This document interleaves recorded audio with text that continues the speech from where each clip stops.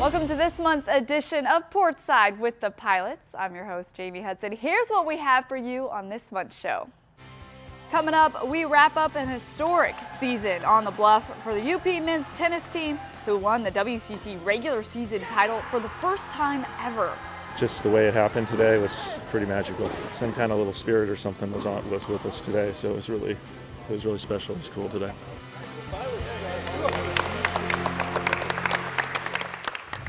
But first, Parks Kendrick was named the 2017 University of Portland Valedictorian for commencement earlier this month. Kendrick has established quite the resume in her 4 years here on the bluff. She had nearly a perfect 4.0 cumulative GPA. She was an all-conference Harrier for the cross-country team, and she was also a Rhodes Scholarship finalist, just to name a few. Now she can add 2017 Valedictorian to that list.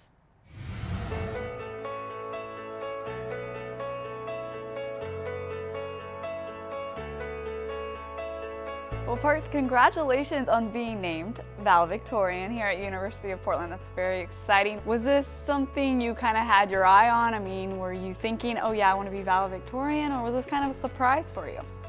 Yeah, I guess, well, when I went into my freshman year, I remember telling myself that I wanted to be Valedictorian, but, you know, it's not like I knew what that took or anything, and I don't think I really thought about it during my 4 years, but then when I found out that I'd been selected, I was like, wow, like, that's awesome, because I said that like 4 years ago and kind of forgot about it, and then it actually happened. How proud are your parents that you're a valedictorian? I bet they are so excited for you. Yeah, I think they're excited. I think my parents have just always told us, my sister and I, that what they want us to do most in life is just to really get interested in what we're doing and follow our passion and try our hardest at it. So I think if I wasn't valedictorian and I was still graduating and loved my experience here, they'd be just as proud. But yeah, I think they're pretty jazzed. Today, I want to share with you an extension of what started off as a project called This I Believe that I was assigned last fall as part of my real analysis class. That semester, I wrote about how I believe in the power of eating dessert every day. This is what I want to talk to you about this afternoon, but there are 2 chapters to this story. Chapter 1, My Sugar. Eating daily a small brownie or dish of ice cream is a simple way to remind my never deviate from the rules self, for those of you that know me, to live in the moment. Yes, it is only one part of my day, and honestly, it's less about the fact that it's dessert and more about the fact that it provides a moment I can literally savor. Parks really does live the mission of UP. She puts her dedication and her love and concern for other people into significant amounts of action. I think she just exemplifies what we're looking for in a UP student. Her success athletically, her success academically, and what she's done for the greater Portland community, I don't know if we'll see another student athlete here accomplish all of that again anytime soon. We have an athletic department that strongly believes that scholar athlete is the way to think about our students, and so I'm very impressed that she's risen to the top and represents both the academic side of the house and the athletic side of the house. She does it very well. That's what coming here means, is a really high level education where you're really motivated to do well in class, but you also have this great opportunity to run at a high Division I level. Those are both things that are equally important to us. Now, you've been a Rhodes Scholarship finalist, a WCC champion in 2 different sports, nearly 4.0 GPA. And I mean, this list goes on and on for you, Parks. Which accomplishment means the most to you when you look back? Some of the most fulfilling have been the community service hours, but in terms of like actual accomplishment, I think the WCC championship this year with cross country meant the most to me. Some of the most pride I felt in my own performance, so that was like a really nice way to like frame my senior year. With all your different endeavors here, how have your teammates, your classmates, and the administration here at UP kind of helped to be so supportive in all your success? Yeah, I would say most instrumental in that would be my teammates, both in soccer and cross country and track. Everyone's been so supportive, and everyone always has understood that academics are really important to me and community service is really important to me, and my teammates have been so supportive, way more than I ever expected a group of athletes on just a team to be, so that's been amazing. Chapter 2, Your Sugar. Here is the challenge that I propose. Find your dessert. Find that thing that you can do every day that gives you pause and centers you in the beautiful life you have been given. After 4 years here, now on the Bluff, how happy are you with your decision to come to the University of Portland? I am really happy. I was thinking about that the other day. I don't think the reasons that I came here in the first place are the reasons that I love it so much now. There's just so much that you don't anticipate when you go to a school, and I got really lucky having been able to spend 4 years here getting my degree, loving pretty much every moment. So yeah, I'm very unexpected. I did not really know what I was getting myself into when I decided to come here, but I'm really thankful I came. This speech is about what you do have control over, which is the decision to truly live in the moment just a little bit more. Go forth and find your little daily dose of joy. Once we do that, we can stop talking about the future and start living in the present. From there, we can see how the future shapes up. Thank you, and go Pilots!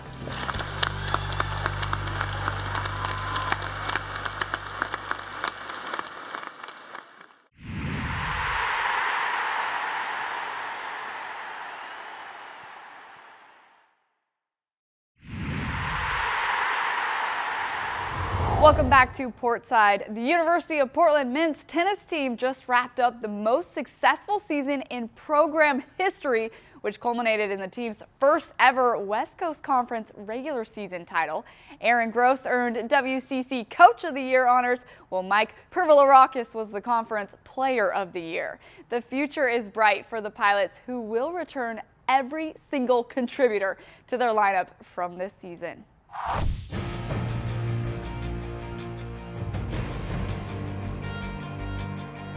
It was more successful than I could have imagined. To have the kind of season that we had, you know, if you told me before, I think I would have said, A, we'd have to be probably totally healthy, and we definitely had to get a little lucky. We had several matches where we were definitely down a person. Those are two positive things looking back that I think that makes me feel like if we can be even more healthy next year, we could, you know, we could go farther. The gain that we get is that we can be more active up here because we know we have a partner who's going to cover for us. Pepperdine and San Diego are the only two teams that have ever won the conference. It's such a long season, and if you look too long term at the season, I think it just takes you so out of focus, both the coaches and the players. I always told myself I'd never use Reed for some kind of cheap, motivational thing, and I think I'm being true to myself when I say that today. I think that it reminds me of him just because it was a huge turning point for our program when we beat these guys 2 years ago. And the thing I remember about Reed during that whole year was, other than Steve Johnson, I don't know if there's anybody that I'd rather go into a match with, because he always thought something really cool could happen, and sometimes it didn't. And Reed, life went on, but it was like he had zero fear of failure. We got down to that last weekend and, we kind of knew we had to beat Pepperdine to finish first. It was like, okay, well, that was only a 4-day period that we actually knew that could be the case. We may not win today, but what would Reed do today? Reed would think, we're going to win. He'd walk around to every one of you, look you in the eye, and convince you that you're going to win. At that point, you're just trying to keep expectations down because no one plays better when they put that kind of pressure on themselves. What's the worst case scenario? We'll lose this thing. We're going to wake up tomorrow and play again. We're going to wake up next weekend and we're going to be played to see if we can go to the NCAA tournament. So, if he comes out and he beats you, great. But, when you get that short midcourt and it clips the net and misses by 6 inches wide, you'd be like, on to the next one. Okay, on to the next one. Okay, let's do it. The fact that how we stuck through that whole match, that whole day, and were just consistent, we didn't go high and low, it kind of was just indicative of our whole season. And it was, it doesn't always work out that way, but it was really cool to see the match kind of almost, mimic what our season looked like. The biggest surprise to me probably was the fact that we lost 6 doubles points and we still won those matches. We just have 6 guys that just would pick it up and get back out there and go to work and know they just had to win 1 extra point. And they're all focused on doing their job and winning their match anyway. And so I think that a very positive surprise was just how well we handled adversity, I think, over the course of the year. We'll learn from the doubles, but we know that doesn't carry over to the singles, okay, unless we let it, and we haven't let it, okay? So just go out there and know that there's no opponent on the other side of the net who's more insurmountable than yourself. I really respect and appreciate the way he got the Player of the Year. I think he got it because he won a lot, but he also got it because he really handles himself well on the court. There you go, there you go. Great shot, way to lean. Whole different game in singles. Can't body you up so much in singles. Start back a little bit more. Returns, okay? Be good. There was a player ranked ahead of him, and the coaches still thought enough of him and how he compared. I mean, I can only assume how he comports himself on the court. Then that's pretty cool. That's special. Nice match. Battle. I think the kind of kids that I've been able to get here are the kids that see what's important. It's just a super motivated group, and they're like-minded people, and most of the time when you get those kind of people together, they click. Barcelona, Barcelona, Barcelona. Let's go.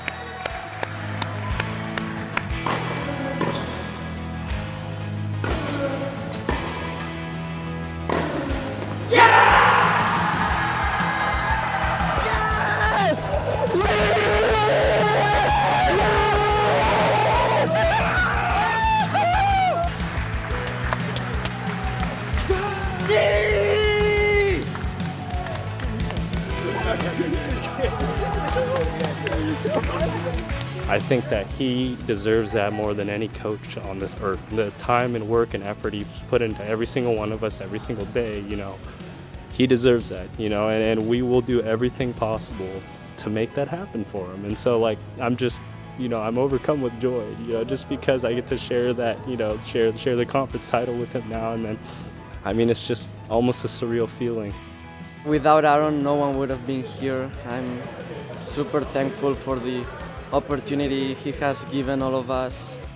How they are with people on campus and, you know, each other and my kids and, you know, anybody's kids, you know, the kids stay in San Diego. I mean, it's just, I'm super proud of how these kids carry themselves. And frankly, I don't get or take much of the credit. I mean, just amazing families. You hear them talk about their families. The families follow us on Facebook and repost our stories, and you just see the love and support that these kids get from a world away from them. And it's just, you know, you get why they are who they are. Okay, let's go, mini pilots. Are you guys team 2 or 3? Do you guys know what team you are? We're 3. I'm Alex, by the way. What's your name? Ava. You guys are professional, huh? Do you play tennis before? Oh, I'm sure you guys did. Good. You guys inspired me. Now I want to play tennis. Good. That's what we want to hear. I love hearing that. Like that, and just one like this. Like that. Good job. Good job. Pretty good. Very good.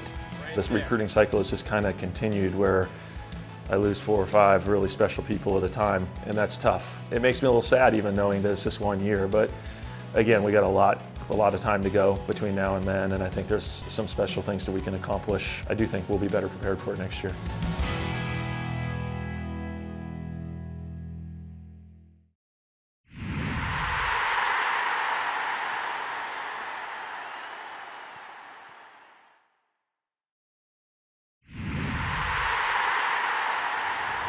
Back here on Portside, Terry Porter and his staff have spent the off-season revamping the UP men's basketball program.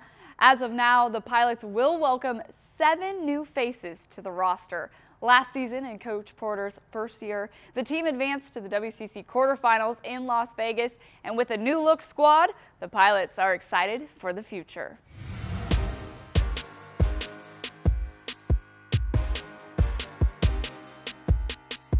We're very excited about this class we have coming in. It's a very versatile group. It has good size, it has good quickness, it has, you know, a lot of things that we feel that we needed going forward. When Coach took the job and put our staff together, we said we wanted to set the bar high.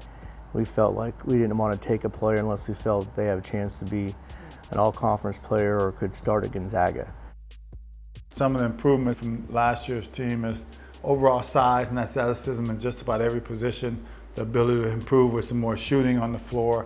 And then the guys that are returning are going to have a big summer this year in regards to improving in those areas as well. The one thing I'm most excited about, all the guys that we signed so far, they want to be here and they want to help try to build something special. When I was a freshman coming in, that was kind of the common theme with all our guys. We all had a chip on our shoulders and we wanted to kind of help build a program, and they all want to play for Coach Porter.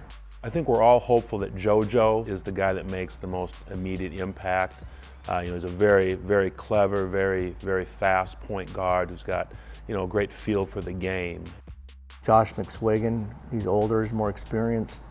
Size for position at 6'7", can really shoot it. A high level athlete. I coached him in his redshirt year at UTEP, and he was the best talent on our team, a team that won 20 games. This kid is really athletic, 6'7", can shoot it from three-point land very easily, and also can handle it. So you don't see that type of combination a lot in our conference, and so he's going to bring excitement to our program that the people on the Bluff hadn't seen in a while, and going to be very excited about coming out and supporting. One of the most unique talents that we signed is TAHIROU DIABATE, who's originally from Mali, who went to high school in Japan and had a great season, but has gotten so much better just from November signing.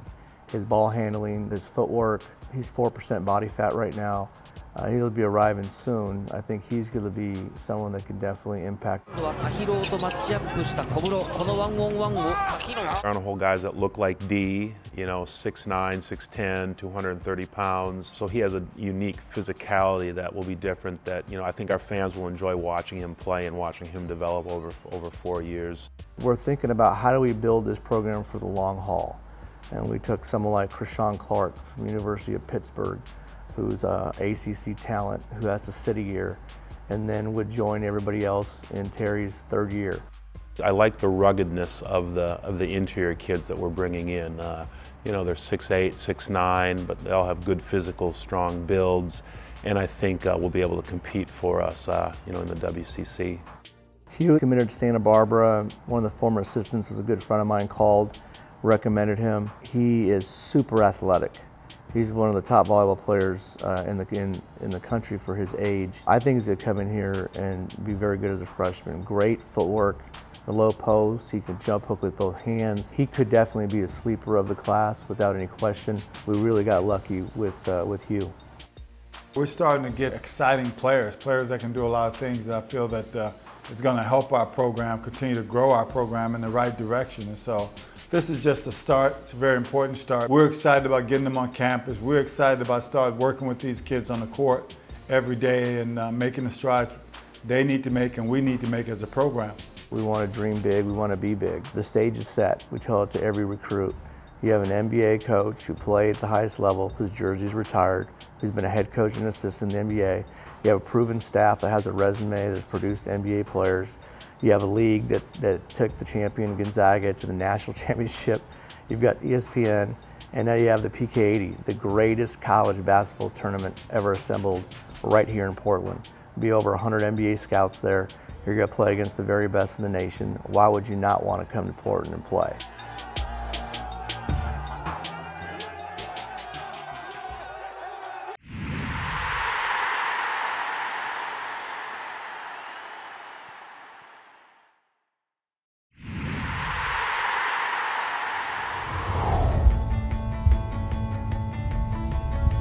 The Vancouver Lake Boathouse just opened up about a week ago. It's made a huge difference and it just feels a lot more like home already. It's really nice because we have our own space to stretch, our own space to talk. We don't have to wait for other boats to go out. We can sort of just do our own thing, and it's really nice to have freedom and be able to not worry that we're going to be in somebody else's way, but also not let someone else be in our way, sort of. And so it's really nice to be able to have team talks, stretch afterwards, stretch before, just sort of hang out more as a team. And I feel like we're not so rushed all the time, and it's really nice to just relax and do our own thing. It's really lovely. It really opens up a lot of doors for us, whether it's stretching or being inside or just being able to have a quiet space to talk to our coaches or have little meetings has been really helpful.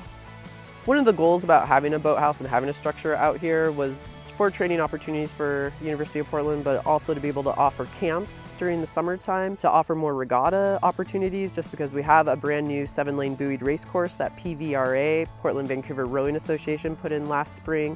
So we have this great facility. It's within 15 minutes of our home base of our campus. So it's really nice to be able to come out here and offer that to our student athletes and to other people that might want to come out here and enjoy the same thing. This is a very exciting time for the program. To have Vancouver Lake just about near completion, it has exceeded all of our expectations in terms of what the finished product is going to look like. And then on the other hand, having another project that we're starting the early design phase and knowing that we'll likely have a dock and a boathouse in the next couple of years. We've been talking about having these facilities and having this infrastructure in place for the team, and now they've seen it come to fruition.